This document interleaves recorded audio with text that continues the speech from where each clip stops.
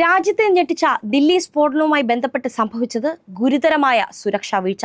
സ്ഫോടനത്തിന് ഉപയോഗിച്ച കാറിന്റെ CCTV ദൃശ്യങ്ങളടക്കം വിരൽ ചൂണ്ടുന്നത് ഇന്റലിജൻസ് സംവിധാനത്തിന്റെയും സുരക്ഷാ ഏജൻസികളുടെയും പിഴവിലേക്ക്. സ്ഫോടക വസ്തുക്കളുമായി ഫരീദാബാദിലെ ഭീകര സംഘത്തെ പിടികൂടിയിട്ടും 30 കിലോമീറ്റർ മാത്രം അകലെയുള്ള ദില്ലിയിൽ യാതൊരു സുരക്ഷയും ഒരുക്കാതിരുന്ന അധികൃതർ ഫലത്തിൽ ആക്രമണം ക്ഷണിച്ചു വരുത്തുകയായിരുന്നു.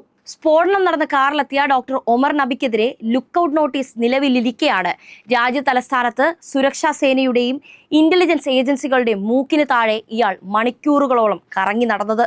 അതും വായു മലിനീകരണവുമായി ബന്ധപ്പെട്ട നിയന്ത്രണവും പരിശോധനയും എല്ലാം ഉള്ളപ്പോൾ 30 കിലോമീറ്റർ സഞ്ചരിച്ച അയാൾ ദില്ലിയിൽ എത്തിയിട്ടും ആരും അറിഞ്ഞില്ല.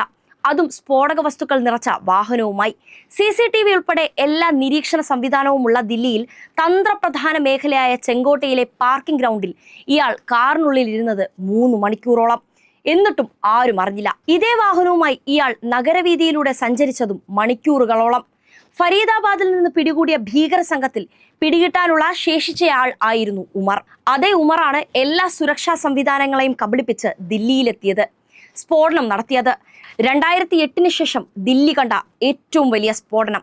പെഹൽഗാമിന് സമാനമായി തന്നെയാണ് ദില്ലിയിലും സംഭവിച്ചത്. ഒന്നുകിൽ നമ്മുടെ ഇന്റലിജൻസ് ഏജൻസികൾ ഒന്നും അറിഞ്ഞില്ല, അതല്ലെങ്കിൽ അവർ മുന്നറിയിപ്പ് നൽകിയിട്ടും അത് അവഗണിക്കപ്പെട്ടു. ആദ്യത്തേതാണ് ശരിയെങ്കിൽ പെഹൽഗാമിൽ നിന്ന് പാഠമൊന്നും പഠിച്ചില്ല എന്ന് വ്യക്തം. അല്ല, രണ്ടാമത്തേതാണ് ശരിയെങ്കിൽ അത് കൂടുതൽ ഗൗരവതരമാണ്. ഇന്റലിജൻസ് മുന്നറിയിപ്പ് മനഃപൂർവ്വം അവഗണിച്ചതാണെങ്കിൽ അതിന് പിന്നിൽ ഒരു ഹിഡൻ അജണ്ടയുണ്ടെന്ന് വ്യക്തം.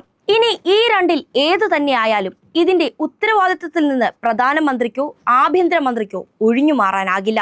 ഓപ്പറേഷൻ സിന്ദൂരിൽ നമ്മുടെ സൈന്യം നേടിയ വിജയത്തിന്റെ പേരിൽ ഊറ്റം കൊള്ളുന്നവർ ഈ ആഭ്യന്തര തോൽവിയെക്കുറിച്ച് കൂടി ഒന്ന് വിശദീകരിച്ചാൽ നന്നായിരിക്കും.